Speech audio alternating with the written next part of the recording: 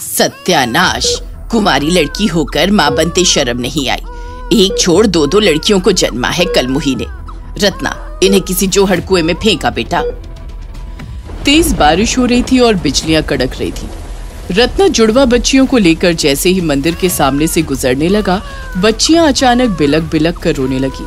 इसी बीच बिजली कड़की और रत्ना की नजर माँ दुर्गा की मूर्ति पर पड़ी।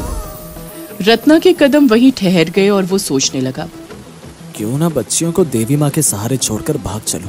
माँ को जो मंजूर होगा हो जाएगा। तभी अचानक से एक जोरदार बिजली कड़कती है और रत्ना बच्चियों को मंदिर के द्वार पर छोड़ वहां से भाग खड़ा होता है। बच्चियां जोर जोर से रोने लगती हैं और तेज बारिश होती रहती है। उसी समय कुंती नाम की एक धनी महिला के सपने में माँ दुर्गा आती हैं और उसे अपना आदेश सुनाते हुए कहती हैं, कुंती, मेरे मंदिर के द्वार पर जो नवजात कन्याएं हैं, तुम उन्हें अपने घर ले आओ। कुंती की अपनी कोई संतान नहीं थी, इसलिए वो देवी माँ का आदेश पाते ही तुरंत मंदिर के द्वार पर पहुंच जाती है। परंतु जैसे ही कुंती बच्चियों को देखती है, चकित रह जाती है। उनमें एक बच्ची सांवली और दूसरी गोरी थी। साथ ही दोनों बच्चियों की ठोड़ी पर बड़े बड़े काले तिल के निशान थे। कुंती सांवली बच्ची को देखकर नाक चढ़ा लेती है। ये काली बच्ची तो मेरी गोद को लजा देगी, मुझे माफ करना माँ, मैं इस सांवली बच्ची को नहीं पाल सकती। ये कहकर कुंती गोरी बच्ची को उठाकर चली जाती है और सांवली बच्ची वहीं रोती बिलकती रहती है। बारिश हो रही थी और बच्ची जोर जोर से चीखे जा रही थी। तभी वहां रहीम का तांगा आकर रुकता है। मंदिर के सामने कोई बच्ची रो रही है। आप रुको, मैं देख कर आती हूँ। रजिया तांगे से उतरकर बच्ची को उठा लेती है। रहीम, कोई बच्ची को छोड़ गया है। अल्लाह रहम फरमाए रजिया, जरा बच्ची को बारिश से बचाओ। अल्लाह की मेहरबानी रहीम, हम बे औलाद को औलाद नसीब तो हुई। जैसी अल्लाह की मर्जी रजिया, आज से हम भी बदनसीब नहीं कहलाएंगे। बच्ची को अल्लाह की नेमत समझकर पाल लेंगे। कुंती गोरी बच्ची का नाम संजना रखती है और रहीम और रजिया सांवली बच्ची का नाम सलमा रखते हैं। दोनों बच्चियां बड़ी होने लगती हैं। एक अमीर माँ की शानदार गाड़ी में घूमती है और दूसरी अपने गरीब अब्बू के तांगे में सवारी करती है। ड्राइवर गाड़ी रोको, हमें आइसक्रीम खाना है। ड्राइवर, आइसक्रीम पार्लर पर गाड़ी रोक दो।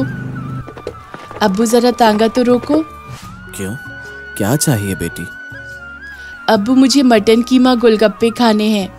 ठीक है, आ तुझे मटन कीमा गोलगप्पे खिलाता हूँ। दोनों बहनें दो अलग अलग रहन सहन और संस्कृतियों में पलने लगती हैं। कुंती के घर संजना शाकाहारी खाना ही खाती है और उधर रहीम के घर सलमा मटन चिकन नॉनवेज खाने की शौकीन हो जाती है। एक का मन हिंदू देवी देवताओं में रम जाता है तो दूसरी का मन अल्लाह अल्लाह पुकारने लगता है। या अल्लाह, मेरी मुराद जरूर पूरी करना, अब्बू मेरे लिए नए कपड़े लेकर ही घर आए। जैसे ही सलमा ये कहती है, दरवाजे पर रहीम का तांगा आकर रुकता है। सलमा, बेटी सलमा, देख मैं तेरे लिए नए कपड़े लेकर आया हूँ। सच अब्बू? बिल्कुल सच सलमा बेटी, तेरे अब्बू तेरी पसंद के कपड़े लेकर आए हैं। समय बीतता जाता है और कुछ साल बाद संजना और सलमा जवान हो जाती हैं। एक दिन सलमा मंदिर के सामने से गुजरती है तो अचानक ही उसके मन में भी कुछ हलचल सी होने लगती है और उसका मन देवी दर्शन को विचलित होने लगता है। या अल्लाह, ये क्या? मैं एक मुसलमान हूँ और फिर भी मेरा मन मंदिर में जाकर माँ के दर्शन के लिए क्यों विचलित हो रहा है? उस दिन के बाद तो सलमा जब भी मंदिर के सामने से गुजरती, उसे लगता माँ दुर्गा उसे मंदिर में बुला रही हैं। एक दिन वो रजिया के साथ मंदिर के सामने से गुजरती है तो उसे फिर वही आभास होने लगता है। सलमा रजिया से कहती है, अम्मी, मैं कौन हूँ और क्या मेरा इस मंदिर से कोई संबंध है? अब ये अचानक तुझे क्या हो गया बेटी? तू मुसलमानी है और तेरा मंदिर का क्या संबंध? तू अपना ध्यान अल्लाह में लगा। ये कहकर रजिया बात को टाल देती है और कुछ दिन बाद अचानक ही रजिया को तेज बुखार आता है और उसकी मौत हो जाती है। सलमा बिलक बिलक कर रोने लगती है। या अल्लाह, तूने मेरी अम्मी की जगह मेरी ही जान क्यों नहीं ले ली? अल्लाह जिसको बुलाता है वही जाता है मेरी बच्ची, तुम रोना बंद करो। रजिया की मौत के कुछ दिन बाद रहीम को लगता है कि अब सलमा का निकाह कर देना चाहिए।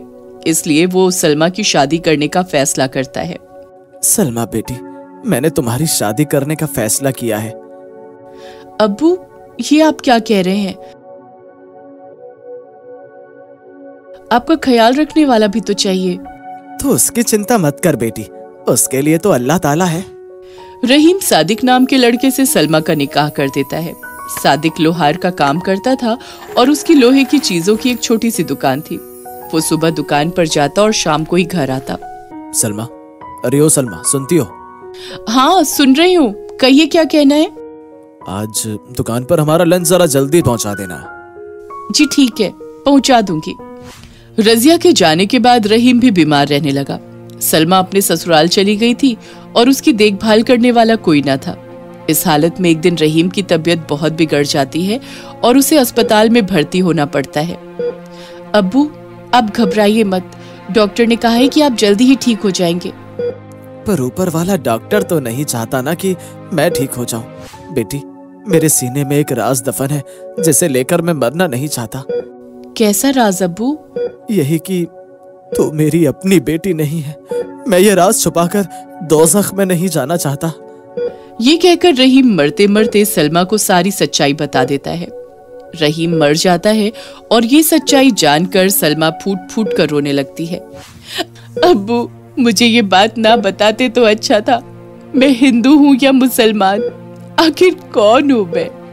कौन हूँ मैं? कुछ दिन बाद नवरात्रे आ जाते हैं और एक दिन सलमा मंदिर के सामने से गुजरती है तो अचानक ही उसके मन में देवी माँ के लिए गहरी श्रद्धा जाग उठती है और वो रोते हुए हाथ जोड़कर माँ से विनती करती है। हे दुर्गा माँ, मेरा मन बार बार तेरे दर्शन और तेरी पूजा अर्चना को क्यों करता है? माँ बताओ, मुझे बताओ न माँ। उसी रात जब सलमा सो रही होती है तो उसके सपने में माँ दुर्गा आती हैं।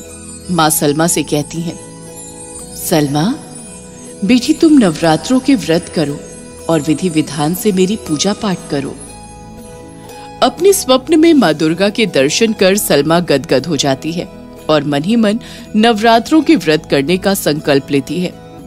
वो दुर्गा माँ की एक छोटी सी मूर्ति खरीद कर लाती है और उसे अपने घर में स्थापित कर घी की जोत जलाती है। इस तरह वो सादिक से छिपाकर नवरात्र के व्रत शुरू कर देती है। हे माँ, अब तो तू ही सहारा है, मुझ पर कोई आफत ना आए माँ। नवरात्रों के दौरान सलमा मटन चिकन नॉनवेज खाना छोड़ देती है। फिर सादिक एक दिन उसे मटन करी बनाने को कहता है तो वो नॉनवेज बनाने से मना कर देती है। अभी कई दिनों तक मेरा मटन चिकन खाने का मन नहीं है सादिक, घर में भी नॉनवेज नहीं बनेगा। ऐसा क्या कारण है सलमा जो तुम मटन बनाने से मना करने लगी? वो मैं नहीं बता सकती सादिक। सलमा सादिक को कुछ नहीं बताती, मगर उसे सलमा पर शक हो जाता है। वो छिपकर सलमा पर नजर रखने लगता है तो एक दिन उसे दुर्गा माँ की जोत जलाते देख लेता है। ये देख सादिक आपे से बाहर उठता है। ये क्या है सलमा, तुम मुसलमान होकर नवरात्र मना रही हो? तुम्हारी हिम्मत कैसे हुई? ये कहकर सादिक अपने मजहब के कुछ लोगों को इकट्ठा कर लेता है। सब सलमा पर आग उगलने लगते हैं। मुसलमान होकर हिंदू देवी देवताओं की पूजा करती है? हमारे मजहब की तौहीन करने वाली इस औरत को मार डालो।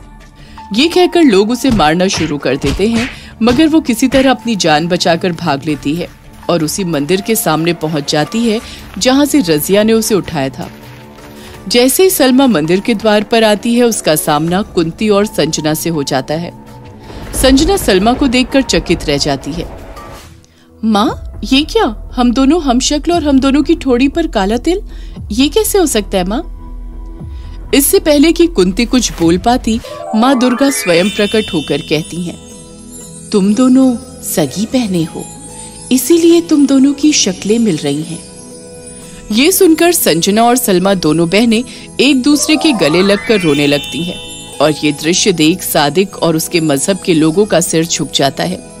वे वहां ठहर नहीं पाते। उधर कुंती को अपनी भूल का एहसास हो जाता है और वो माँ दुर्गा से कहती है, माँ, जो भूल मैंने उस दिन की आज नहीं करूंगी।